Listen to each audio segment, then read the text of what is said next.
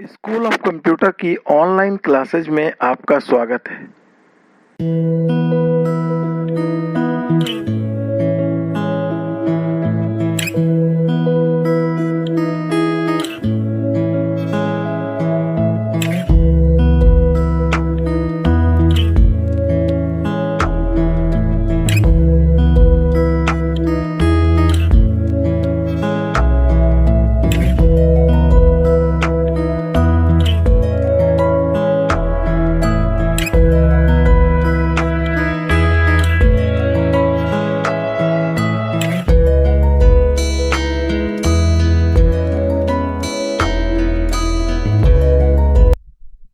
Hello students, आज कोरोड्रॉ की class में हम ये सीखेंगे कि किसी पैराग्राफ को न्यूज़पेपर स्टाइल में यदि लिखना है तब कोरोड्रॉ में किस प्रकार हम उसे न्यूज़पेपर स्टाइल में लिख सकते हैं।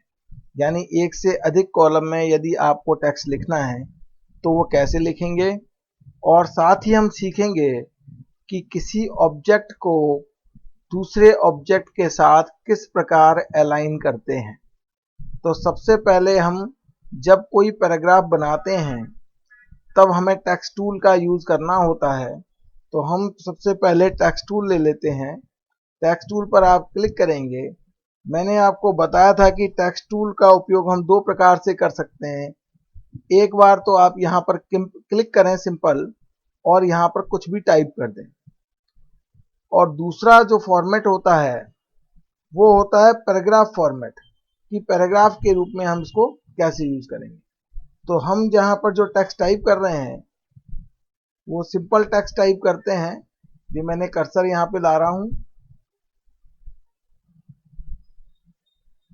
पहली बार कर्सर थोड़ा टाइम लेता है। ये कर्सर आ गया है आपका। अब आप देखिए यहाँ पे मैं टाइप कर रहा हूँ।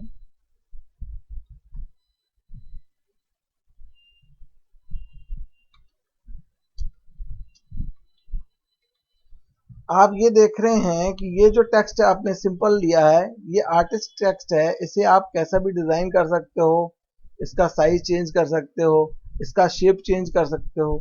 कई सारे इफेक्ट होते हैं जिसके द्वारा आप ये यहाँ पे इफेक्ट दिए हैं, इनके द्वारा आप इसका स्टाइल भी चेंज कर सकते हैं। ये देखिए आपने ये चेंज कर लिया। तो ये हमारा आर्टिस्ट टेक्स्ट हो गया। अगर हमें पैराग्राफ के रूप में लिखना है कोई चीज, तो पैराग्राफ के रूप में लिखने के लिए आपको टेक्स्ट टूल लेकर यहाँ पे एक बॉक्स ड्रैग करना पड़ेगा। ये हमने एक बॉक्स ड्रैग किया है, और अब हम इसके अंदर पैराग्राफ के रूप में कोई भी टेक्स्ट टाइप कर सकते हैं। देखिए ये एक पैराग्राफ, ये बॉक्स बन गया है, इसके अंदर आपको टाइप करना है।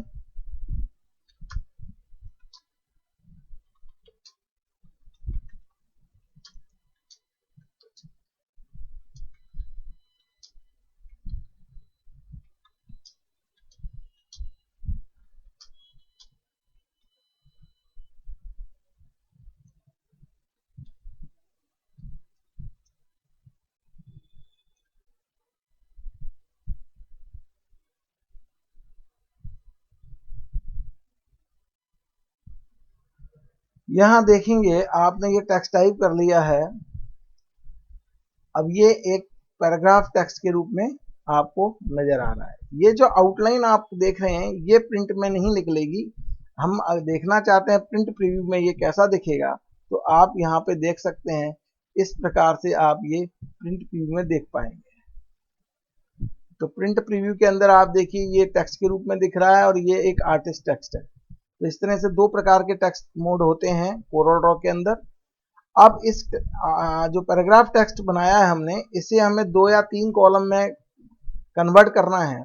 तो कैसे करेंगे, इसके लिए आपको ये टेक्स्ट बॉक्स सिलेक्ट करना पड़ेगा, और उसके बाद आप जाते हैं टेक्स्ट मेन्यू के अंदर।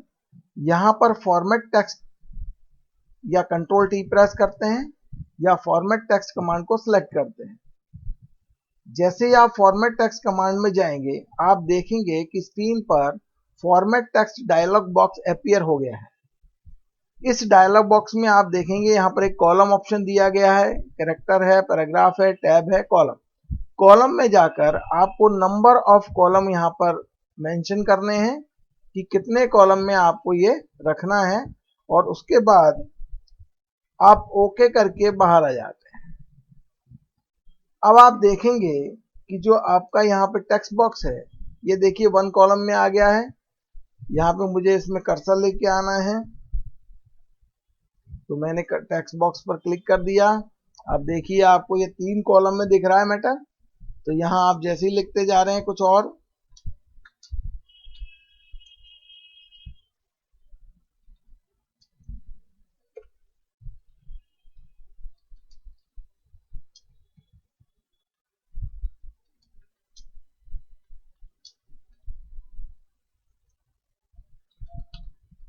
इस तरह से आप देखिए ये 2 कॉलम में मैटर हो गया है।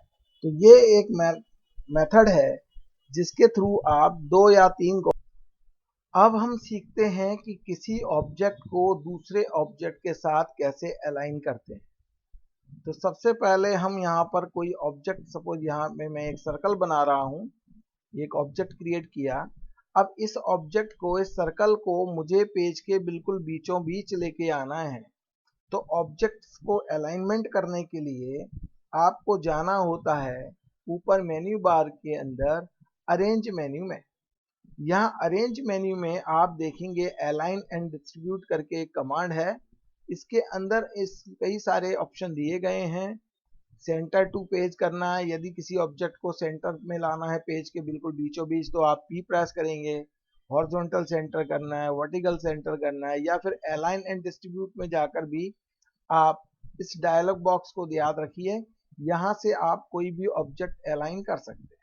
तो सबसे पहले मैंने अभी देखा कि पेज पर अगर किसी को सेंटर में लाना है किसी ऑब्जेक्ट को, तो आपको केवल P प्रेस करना है। P प्रेस करते ही वह ऑब्जेक्ट आपका सेंटर पे आ जाएगा। तो मैंने यहाँ पर इसको सेलेक्ट किया, ऑब्जेक्ट को P प्रेस किया, ये सेंटर ऑफ पेज हो गया। इसी तरह से मान लीजिए कि आपने इस सर्कल की एक और कॉपी की है। ये मैंने एक बार इसे कॉपी कर लिया और पेस्ट कर लिया है। ये 2 ऑब्जेक्ट बन गए हैं। अब इस दूसरे सर्कल को मुझे छोटा करना है और इसके बीच में मैं रख देता हूँ। अब आप देखते हैं कि ये जो सर्कल हैं दोनों, ये आपस में सेंटर हो जाएं एक दूसरे के। तो क्या करेंगे, दोनों ऑब्जेक्ट को आप एक साथ ऐसे सिलेक्ट कर सकते हैं माउस द्वारा। उसके बाद आप जाते हैं अरेंज मेन्यू में, अलाइन एंड डिस्ट्रीब्यूट में, और यहाँ पर अलाइन एंड डिस्ट्रीब्यूट वाला ऑप्शन सिलेक्ट करते हैं। यहाँ पर आपको करना ये है, ये सेंटर, हॉरिजॉन्टल एंड वर्टिकल दोनों ही ऑप्शन आपको सेंटर लेने हैं, अप्लाई करना है और क्लोज करना है। आप देखेंगे दूसरा गोला जो इनर गोला है या इनर सर्कल है, वो बाहर वाले सर्कल के सेंटर में आ गया है। और इस तरह से आप किसी भी ऑब्जेक्ट को centre alignment, left alignment, right alignment कर सकते हैं। अब यदि मुझे इसे एक ही ऑब्जेक्ट बनाना है, तो मैंने आपको बताया था कि ग्रुप कमांड के द्वारा आप एक ही ऑब्जेक्ट बना सकते हैं। ये कंट्रोल जी से मैंने ऑब्जेक्ट बना लिया। अब हम देखेंगे कि एक रेक्टेंगल जो मैं यहाँ पे ड्रॉ कर रहा हूँ, ये मैंने यहाँ पे फिल किया है। अब आप देखिए ये जो सर्कल है, ये हम चाहते हैं दोनों तरफ से ये सेंटर हो जाए। तो आप अब रेक्टेंगल के साथ साथ सर्कल को भी सिलेक्ट कर लेते हैं और फिर से अलाइनमेंट में जाते हैं। अलाइन डिस्ट्रीब्यूट में जाके अब आपको ये हॉरिजॉन्टल में सेंटर करना है, तो आप केवल ये वाला सेंटर सिलेक्ट करेंगे, वर्टिकल वाला सेंटर सिलेक्ट नहीं करेंगे और अप्लाई कर देंगे। तो आप देखिए ये बॉक्स इधर भी उतना है जितना स्पेस इधर, यानी ये इस सर्कल के बिल्कुल सेंटर में आ गया है। इस तरह कोई भी ऑब्जेक्ट डिजाइन करने के लिए, कोई लोगो बनाने के लिए इन कमांड्स की जरूरत हमें पड़ती रहती है। आगे हम नेक्स्ट क्लास में सीखेंगे कि इन अलाइनमेंट्स का और इस तरह के सर्कल का यूज करके हम कोई लोगो कैसे डिजाइन करेंगे। नेक्स्ट क्लास में मैं आपको समझाऊंगा। Thank you very much.